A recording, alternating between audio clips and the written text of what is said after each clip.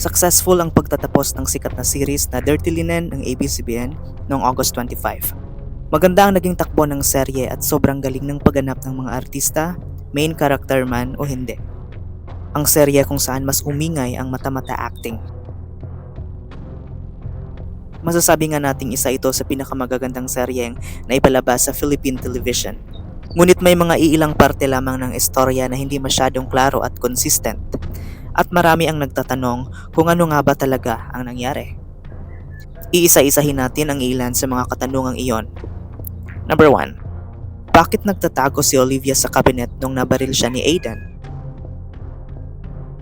Oo nga, bakit nga ba siya nagtatago at bakit parang alam niyang may mangyayaring masama sa kanya habang kausap ang anak niya sa telepono?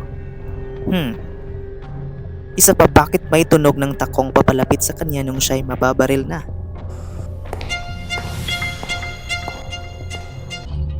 Unless nakatakong si Aidan, di ba? Pero hindi rin naman pwede yun kasi kitang-kita naman na nakatsinelas lang ang batang Aidan.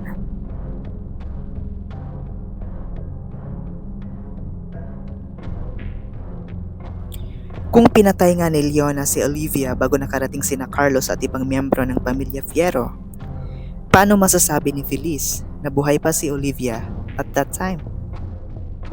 Kuya! Kuya, buhay pa si Olivia!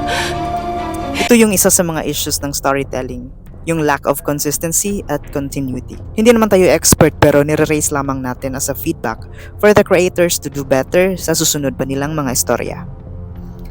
Ngunit ang pinakamahalagang katanungan, magkakaroon nga ba ng part 2 ang Dirty Linen? It is very possible. Sa pagtatapos ng kwento, hindi pinakitang namatay si Leona at Carlos Fierro. Pwede pang habaan ng istorya, pwedeng gawa ng paraan ng writers na makalabas ang mag-asawang Fierro. So, posibleng makita natin silang muli. Congratulations Dirty Linen sa napaka-successful niyong project.